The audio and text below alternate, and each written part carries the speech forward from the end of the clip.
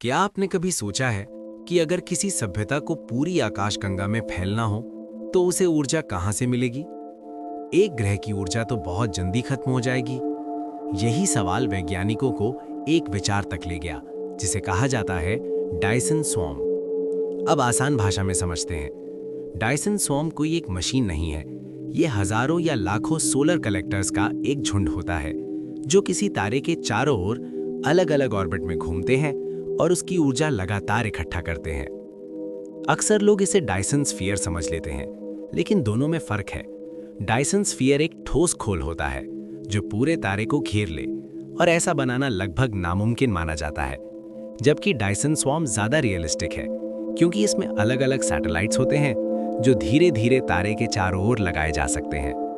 इस आइडिया को 1960 में फिजिसिस्ट फ्रीमैन डायसन ने पेश किया था। उनका कहना था कि अगर कोई सभ्यता बहुत एडवांस हो जाती है तो वो सिर्फ ग्रहों पर निर्भर नहीं रहेगी, बल्कि सीधे अपने तारे की ऊर्जा इस्तेमाल करेगी। हमारे सूरज से हर सेकंड इतनी ऊर्जा निकलती है कि इंसान हजारों साल तक अपनी जरूरतें पूरी कर सकता है। डायसन स्वॉर्म उस ऊर्जा का सीधा उपयोग करने का तरीका है। अब सवाल आता है, क्या इसका कोई सबूत है? आज के टेलीस्कोप वैज्ञानिकों को ऐसे तारे ढूंढने में मदद कर रहे हैं जिनकी रोशनी असामान्य तरीके से कम हो रही है। ऐसा तब हो सकता है जब तारे के आसपास बहुत सारी बड़ी संरचनाएं हों। कुछ समय पहले एक तारा, टैबी स्टार, इसी वजह से चर्चा में आया था।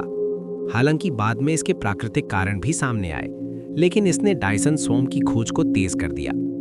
अगर कोई एलियन सभ्यता डायसन स्वॉर्म बना चुकी हो तो उसके पास लगभग असीमित ऊर्जा होगी, जिससे इंटरस्टेलर ट्रैवल, एआई सिविलाइजेशन और यहां तक कि पूरे ग्रहों को कंट्रोल करना संभव हो सकता है। लेकिन सच्चाई ये है कि आज तक हमें डायसन स्वॉर्म का कोई पक्का सबूत नहीं मिला है। फिर भी ये आइडिया फिजिक्स के नियमों के खिलाफ नहीं है। ये सिर्फ टेक्नोलॉजी की लिमिट से बहुत आगे है। सीधा मतलब ये हुआ, डायसन स्वॉर्म आज साइंस फिक्शन नहीं, बल्कि फ्यूचर इंजीनियरिंग का एक गंभीर कॉन्सेप्ट है। और अगर कभी हमें ऐसा कोई तारा मिला तो वो इंसानियत का सबसे बड़ा संकेत हो सकता है कि हम ब्रह्मांड में अकेले नहीं हैं।